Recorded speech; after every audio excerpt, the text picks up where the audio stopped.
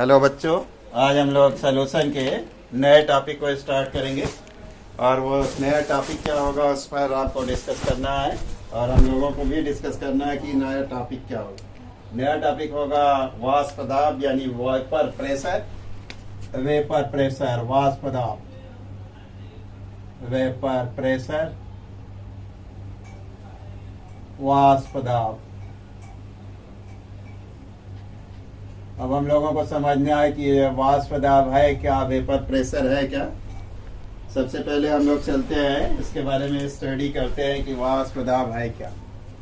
Suppose करिए एक हम लोग वेसल यानी कंटेनर ले लेते हैं, यानी एक बर्तन ले लेते हैं। इस बर्तन को लिया, ये बर्तन है यानी वेसल या कंटेनर।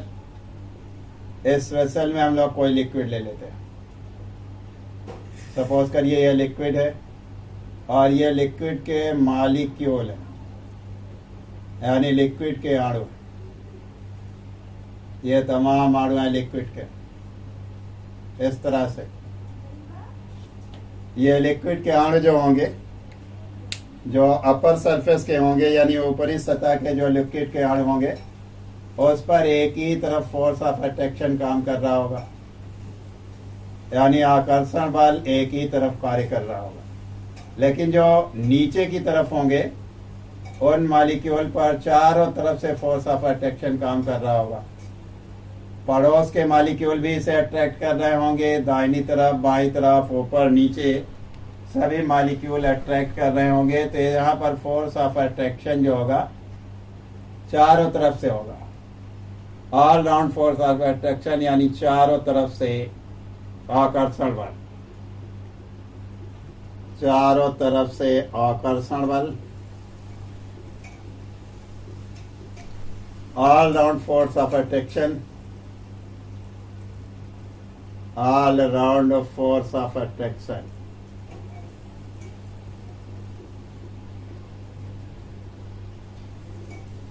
चारों तरफ से इस पर आकर्षण बल होगा। लेकिन जो सरफेस के मॉलिक्यूल होंगे, जो सतह के मॉलिक्यूल होंगे, सतह अणु जो होगा, सतह अणु, सरफेस मॉलिक्यूल,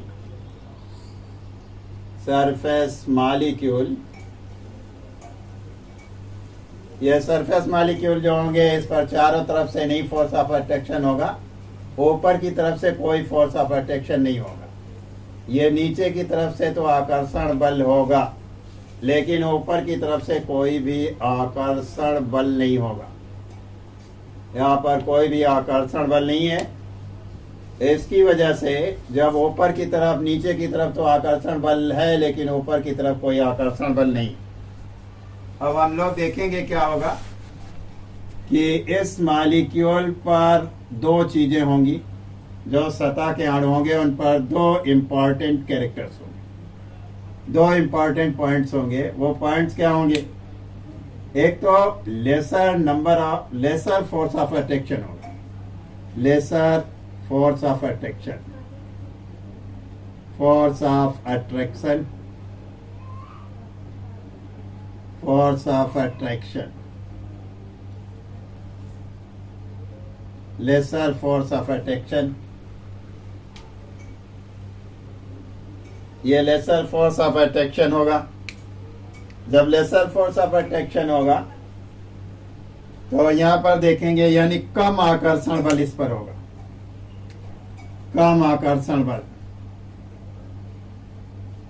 कम आकर्षण बल यहां पर होगा। दूसरी बात क्या होगी? जो बल्क मॉलिक्यूल होंगे, बल्क का मतलब जो बीच में उपस्थित मॉलिक्यूल हैं या मिडिल मॉलिक्यूल, ये मध्यम अणु जो होंगे, मध्य अणु, इनको हम लोग कहेंगे बल्क मॉलिक्यूल, बल्क मॉलिक्यूल। इन पर मोर फोर्स ऑफ अट्रैक्शन होगा। तो हम लोग लिखेंगे इन पर जब मोर फोर्स ऑफ अट्रैक्शन होगा, इसलिए ये फ्री कम होंगे, मध्य के अणु फ्री कम होंगे और सतह के अणु जो होंगे वो फ्री ज्यादा होंगे। दूसरा पॉइंट क्या होगा इन पर? सरफेस मॉलिक्यूल पर इनकी गतिज ऊर्जा जो होगी वो मोर होगी, मोर काइनेटिक एनर्जी, मोर काइनेटिक एनर्जी। जब एनर्जी मोर काइनेटिक एनर्जी होगी तो मोशन भी मोर होगा, और मोर मोशन, मोर मोशन।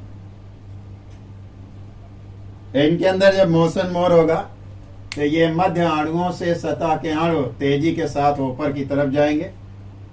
जब तेजी के साथ ऊपर की तरफ जाएंगे तो वेपर बनेगी, यानी वाष्प बनेगी। इस तरीके से ये वाष्प बनेगी, वेपर बन जाएगी। वेपर तो बनी, लेकिन वेपर क्या होगी, बाहर निकलती जाएगी, क्योंकि ये बर्तन जो है बंद नहीं है, ओपन वेसल है। ओपन वेसल होने के नाते होगा क्या, इस लिक्विड का वेट डिक्रीज करेगा, weight of liquid decreases, weight of liquid decreases. यानी जो भार होगा लिक्विड का मतलब द्रव का की मात्रा कम होती जाएगी, कम हो जाएगी। क्यों इसलिए कम हो जाएगी, क्योंकि वेपर वाष्प बाहर की तरफ निकलती रहेगी, इसलिए इसकी अमाउंट यानी इसकी मात्रा घटती जाएगी। इसीलिए सरफेस के मॉलिक्यूल ही वाष्प बनाने का काम करते हैं, मध्य मॉलिक्यूल वाष्प बनाने का काम नहीं करते, क्योंकि सरफेस मॉलिक्यूल पर फोर्स ऑफ अट्रैक्शन यानी आकर्षण बल का मान जो होता है कम होता है। जब आकर्षण बल का मान एक ही साइड में होगा, नीचे की तरफ, और लेफ्ट साइड राइट साइड होगा, अपर साइड में नहीं होगा, तो मॉलिक्यूल अपर साइड में इजिली वेपराइज हो जाएंगे, यानी भाप बन करके निकलते रहेंगे। ये दो चीजें आप लोगों को केयर करने वाली हैं कि लेसर फोर्स ऑफ अट्रैक्शन होगा और मोर काइनेटिक एनर्जी होगी। जब इनकी काइनेटिक एनर्जी मोर होगी तो ऐसी कंडीशन में इनमें मोशन भी मोर होगा। किससे, इस बल्क मॉलिक्यूल से, यानी मध्य के अणुओं से इसमें अधिक गति होगी, इसलिए ये वेपर बन करके निकलते जाएंगे। बट यहाँ जो वेपर निकल रही है, यानी जो वाष्प निकल रही है, ये वाष्प दाब तो डालेगी नहीं, इसलिए वेपर वेसल में, open vessel, vapour pressure is not found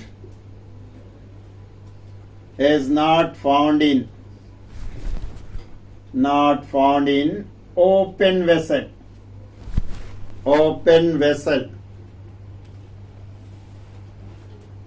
यानी खुले बर्तन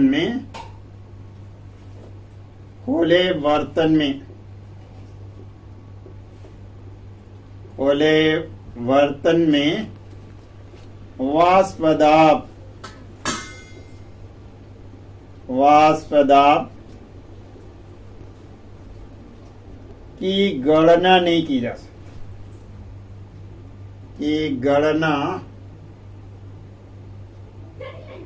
की जा सकती है।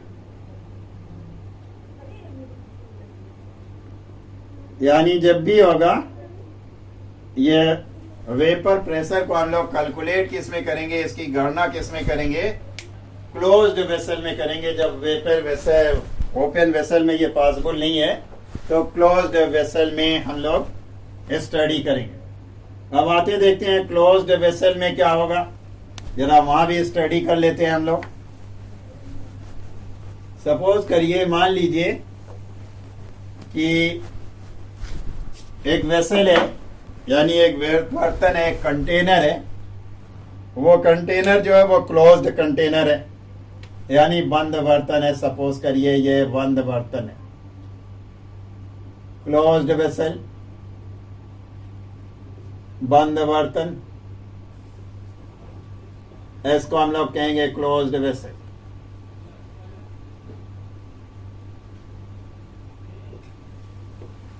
क्लोज्ड वेसल में ये लिक्विड है मान लीजिए, ये लिक्विड के मॉलिक्यूल हैं, सरफेस मॉलिक्यूल हैं, और इनको मानते हैं जो नीचे के मॉलिक्यूल होंगे या जो मिडिल पॉइंट पर होंगे उनको हम बल्क मॉलिक्यूल कहेंगे। ये सरफेस मॉलिक्यूल, सतह सरफेस मॉलिक्यूल,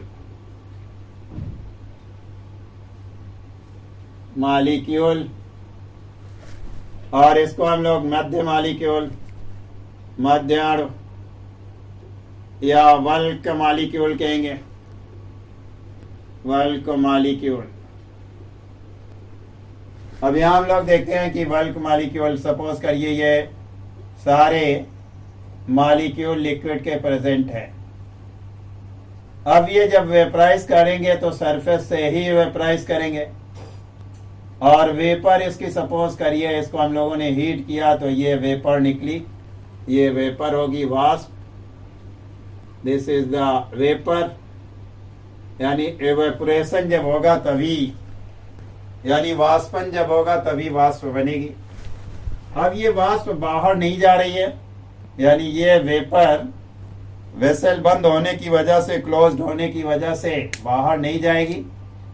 जब बाहर नहीं जाएगी तो होगा क्या, इस लिक्विड का, जो बर्तन के अंदर लिक्विड है उसका वेट डिक्रीज नहीं करे, यानी वेट जो रहेगा वो कांस्टेंट रहेगा, जितना पहले था उतना वेपराइज होने के बाद भी रहेगा, क्योंकि वेपर उस कंटेनर के अंदर ही प्रेजेंट रहेगी, इसलिए यहाँ पर कन्वर्जन नहीं होगा। एक बात होगी, वो क्या होगा, सपोज करिए तरल पदार्थ है, जैसे ये जल हो, अगर ये वाटर है तो वाटर क्या करेगा, कन्वर्ट होगा वाष्प में, और वाष्प कन्वर्ट होगी किसमें, जल में। यानी ये लिक्विड वाटर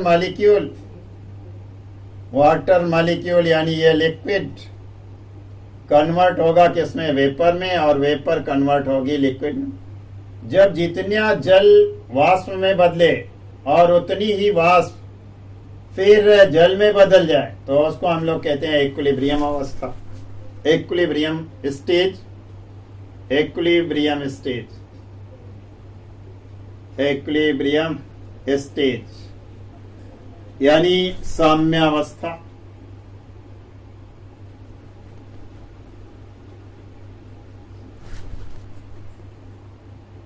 साम्यावस्था, ये साम्यावस्था होगी।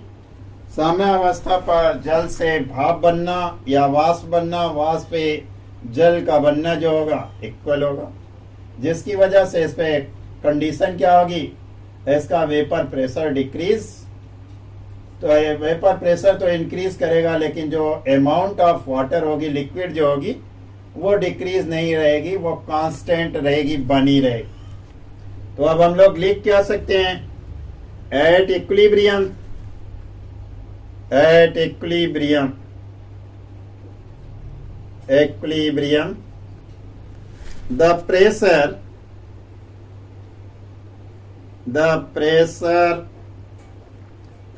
of vapor above liquid surface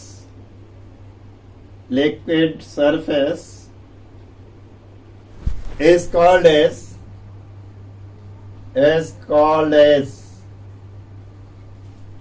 vapor pressure, vapor pressure। इसी को हम लोग कहेंगे वेपर प्रेशर। इसी को हिंदी में भी कह सकते हैं कि साम्यावस्था पर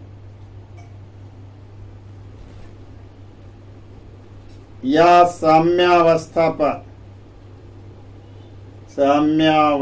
पर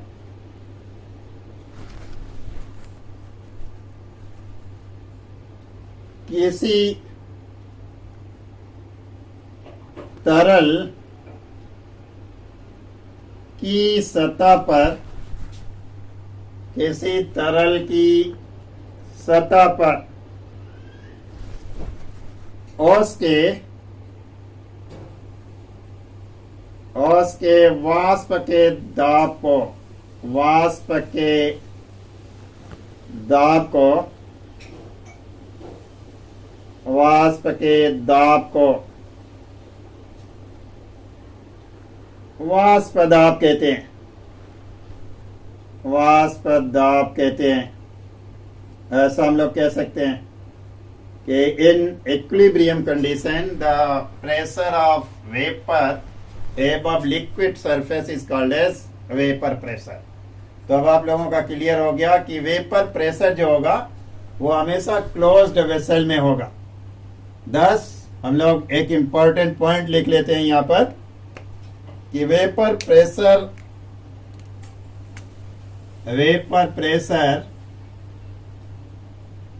always vapor pressure is always measured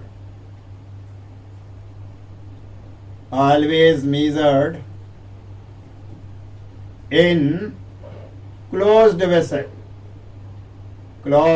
vessel or container। यानी हमेशा बंद बर्तन में ही वेपर प्रेशर को ही हम लोग कैलकुलेट कर सकते हैं, वेपर ओपन वेसल्स में इसको कैलकुलेट नहीं कर सकते। तो ये इक्विलिब्रियम कंडीशन में अब हम लोगों को मालूम हो गया कि इक्विलिब्रियम कंडीशन में वेपर प्रेशर कैसे हम लोग कैलकुलेट करेंगे और वेपर प्रेशर होगा क्या। किसी भी तरल की वाष्प का उसकी सतह पर जो दाब होगा उसी को हम लोग वाष्प दाब कहेंगे। चलिए अब देखते हैं कि वेपर प्रेशर किन किन चीजों पर डिपेंड करता है या किन किन फैक्टरों पर डिपेंड करता है। Factors on which vapour pressure depend. वाष्प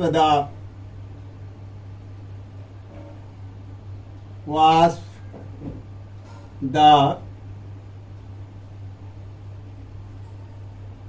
किन किन कारकों पर निर्भर करता है, किन किन कारकों पर निर्भर करता है, कारकों पर निर्भर करता है। अब इसको हम लोग ऐसा भी लिख सकते हैं, फैक्टर्स on which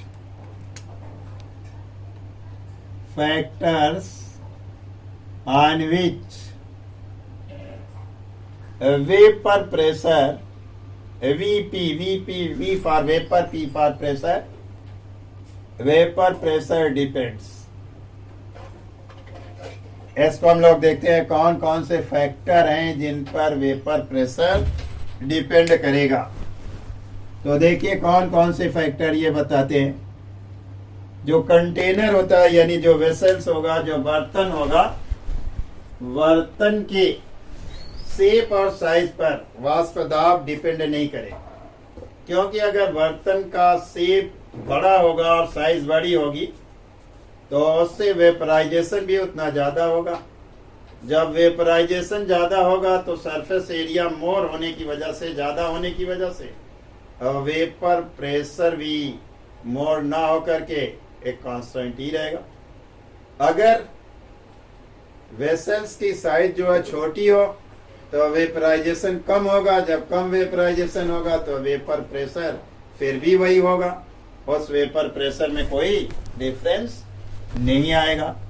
तो ये भी क्या क्या लिखना है कि it does not depend, it does not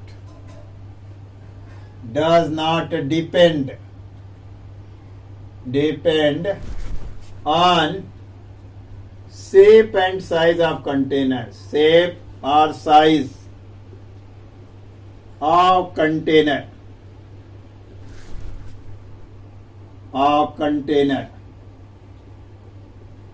इसको हम लोग कह सकते हैं या बर्तन के आकार एवं आकृत पर निर्भर नहीं करता, आकृत पर निर्भर नहीं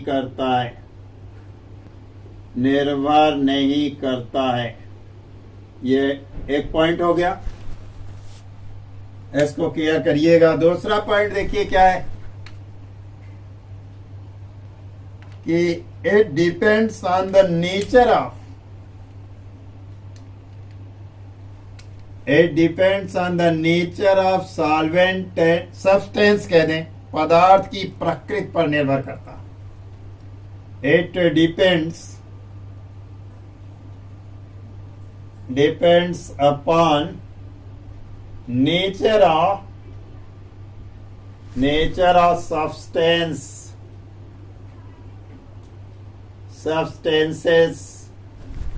इसका ऐसा भी लिख सकते हैं कि यह पदार्थों की प्रकृति पर निर्भर करता है. प्रकृति पर निर्भर करता है. चलिए देखते हैं कि वो सब्सटेंस कैसे होंगे, यानी पदार्थ कैसे होंगे. सब्सटेंस, यहाँ 2 टाइप्स के सब्सटेंस हम लोगों को स्टडी करनी है.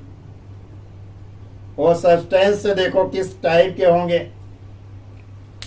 एक सब्सटेंस ऐसा होगा जिसको हम लोग ओलेटाइल कहेंगे, और दूसरा होगा नॉन ओलेटाइल.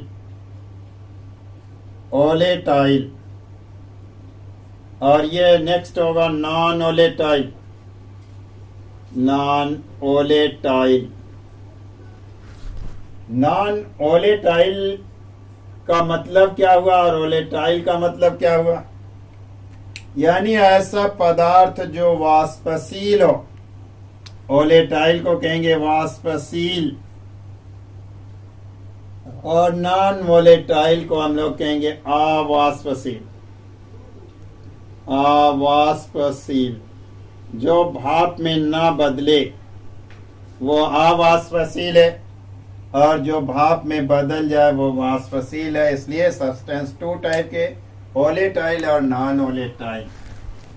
अब जो नॉन वोलेटाइल में हम लोगों को स्टडी करनी है, जो ज्यादा हम लोगों से पूछा जाता है, वो जनरली होता ठोस.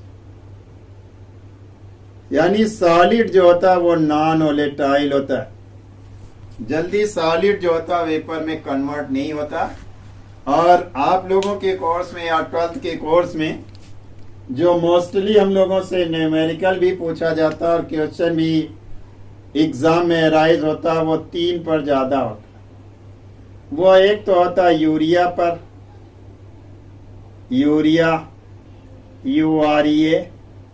यूरिया. इसका फार्मूला होता है NH2CONH2. ये यूरिया का फार्मूला हो गया. दूसरा जो होता है ये नॉन वोलेटाइल है. दूसरा जो हम लोगों से ज्यादा पूछा जाता है वो ग्लूकोज पूछा जाता है. ग्लूकोज पर क्वेश्चन आता है, यानी ग्लूकोज. इसका फार्मूला होता है C6H12 और O6 होता है. एक और पूछा जाता है जो है सुक्रोज. सुक्रोज पर भी क्वेश्चन होता है. वो सुक्रोज का फार्मूला होता है C12H22O11. यहाँ पर इसके हम लोग मॉलिक्यूलर मास को भी जान लें, यानी आणविक अणुभार. क्या अणुभार इनका जान लें. मोलर मास, क्योंकि हम लोगों ने मोलरता वगैरह पढ़ी है, उसके बारे में भी जान लें. यहाँ देखो मोलर मास क्या होगा इसका मोलर मास हम लोग अगर कैलकुलेट करेंगे तो यूरिया का मोलर मास 60, और इसका मोलर मास देखते हैं अणुभार, ये होगा 180. ये अणुभार यानी मोलर मास इसका होगा 180. और इसका देखते हैं तो ये 342, यानी 342 ये मोलर मास हो गया. इस पर हम लोगों से क्वेश्चन बहुत पूछे जाते हैं, इन तीनों पर ही, इन्हीं नॉन वोलेटाइल पर. लेकिन इनको हम लोग बाद में स्टडी करेंगे कि ये वोलेटाइल है या नहीं है, और अगर हैं तो कैसे, इनका क्या इफेक्ट पड़ता है, ये वोलेटाइल नहीं होते. यहाँ पर जो क्वेश्चन हम लोगों से एराइज होते हैं वो देखिए कौन से हैं जिनसे ज्यादातर क्वेश्चन एराइज किया जाता है, यानी हम लोगों से पूछा जाता है एग्जाम में. वो तो एक होगा वाटर मॉलिक्यूल H2O जल, दूसरा होगा मेथेनॉल CH3OH, तीसरा होता है एथेनॉल C2H5OH, इसके अलावा होता है बेंजीन जिसको हम लोग कहते हैं C6H5H6, और पांचवा होता है टॉलुइन जिसको हम लोग कहते हैं C6H5 और CH3, ये है आपका टॉलुइन। अब इसमें ये सब वाष्पशील है, जो वोलेटाइल है वाष्प में कन्वर्ट होते हैं। तो इसका मतलब ये सब्सटेंस जो होंगे वो टू टाइप्स के हो सकते हैं, वोलेटाइल हो सकते हैं और नॉन वोलेटाइल हो सकते हैं। लेकिन अभी हम लोग ज्यादातर अपना जो कंसंट्रेशन रखेंगे किस पर रखेंगे, वोलेटाइल सब्सटेंस पर ही रखेंगे, नॉन वोलेटाइल पर अपना ध्यान नहीं कम रखेंगे, क्योंकि नॉन वोलेटाइल को हम लोग बाद में डिस्कस करेंगे। अब देखिए नॉन वोलेटाइल और वोलेटाइल में कैसे क्या है, कैसे हम लोग पता करें कि कौन वेपर प्रेशर किसका ज्यादा होगा, किसका वेपर प्रेशर कम होगा। चलिए यहाँ हम लोग देखते हैं कैसे वेपर प्रेशर पता करें। सपोज करिए हम लोग दो मॉलिक्यूल ले लेते हैं या दो लिक्विड लेते हैं। एक लिक्विड ले लेते हैं वाटर, दूसरा लिक्विड ले लेते हैं मेथेनॉल CH3OH। इसमें देखते हैं कि हाइड्रोजन बॉन्डिंग होती है इनके मॉलिक्यूल के बीच। इनमें 4 हाइड्रोजन बॉन्डिंग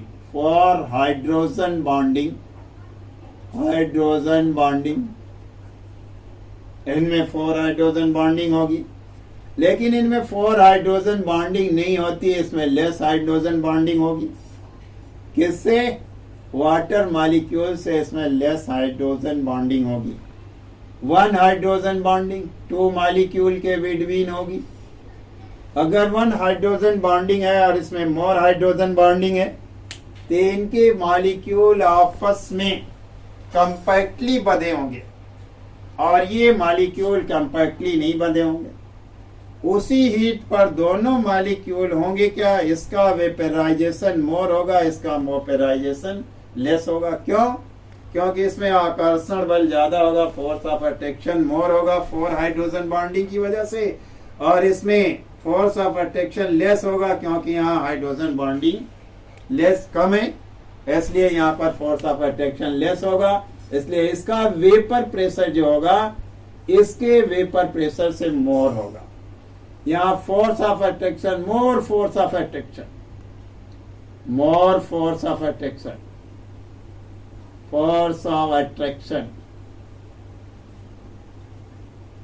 ये मोर फोर्स ऑफ अट्रैक्शन होगा। यहाँ क्या होगा? Less force of attraction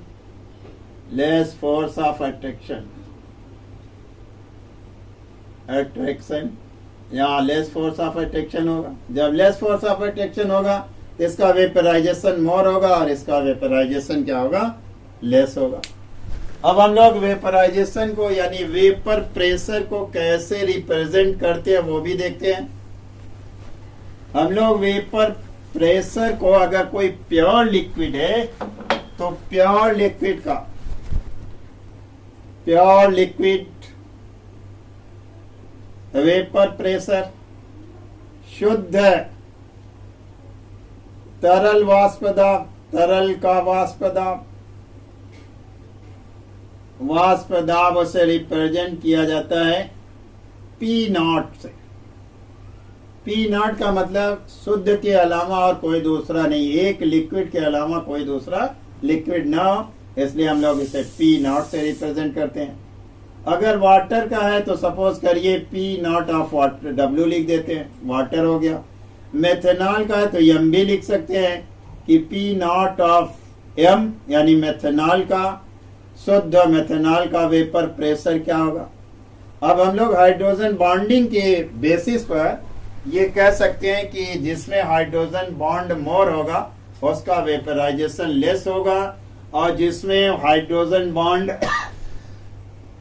less होगा उसका वेपराइजेशन जो होगा वो मोर होगा। अब हम लोग ये बात और भी कह सकते हैं कि VP is inversely proportional to force of attraction, force of attraction, force of attraction, force of attraction जिसका कम होगा उसके अंदर वेपराइजेशन मोर होगा, और जिसमें फोर्स ऑफ अट्रैक्शन मोर होगा उसमें वेपराइजेशन लेस होगा।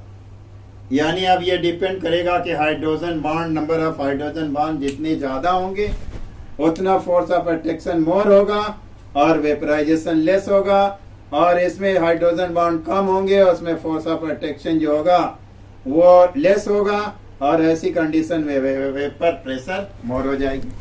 अब हम लोग ऐसा भी कह सकते हैं, यहां से ले सकते हैं कि P0 not of water is less than P0 not of methanol, M for methanol. यानी मेथेनॉल का वेपर प्रेशर जो होगा प्योर, इसका वेपर प्रेशर वाटर के वेपर प्रेशर से मोर होगा। तीसरी कंडीशन जो इंपॉर्टेंट कंडीशन है वो देखिए क्या है, वह temperature. It depends upon temperature, it depends upon temperature, temperature या टेम्परेचर पर डिपेंड करता। कैसे? वीपी इंक्रीज करेगी कब? जब टेम्परेचर इंक्रीज करेगा। अगर टेम्परेचर बढ़ाएंगे तो वेपर प्रेशर भी क्यों मोर हो जाएगा। क्यों मोर होगा? क्योंकि वेपराइजेशन मोर होगा। वेपराइजेशन मोर, जब वेपराइजेशन मोर होगा तो वेपर प्रेशर जो होगा वो भी मोर हो जाएगा। यानी ये टेम्परेचर पर भी डिपेंड करता है। लेकिन अगर इसका हम लोग ग्राफ ड्रॉ करें तो ग्राफ देखिए क्या होगा। ग्राफ जो होता डायरेक्टली प्रोपोर्शनल नहीं होता, बल्कि होता क्या है, यहाँ पर ग्राफ जो आएगा वो डायरेक्टली प्रोपोर्शनल नहीं होगा। ग्राफ इस टाइप का आएगा। ये टेम्परेचर हो गया, ये वीपी फॉर वेपर प्रेशर हो गया, लाइक दिस। अगर डायरेक्टली प्रोपोर्शनल होता तो टेम्परेचर के साथ साथ वेपर प्रेशर भी तेजी के साथ बढ़ता रहता। यानी टेम्परेचर अगर दूना होता तो वेपर प्रेशर भी दूना होता। इसलिए ये डायरेक्टली प्रोपोर्शनल तो नहीं होता, बल्कि ये होता प्रोपोर्शनल होता है, लेकिन उस स्पीड से टेम्परेचर के साथ इंक्रीज नहीं करता। इसलिए पूरा ये डायरेक्टली प्रोपोर्शनल मतलब कांस्टेंट रेट से नहीं इंक्रीज करता। इसलिए ग्राफ इस टाइप का होता।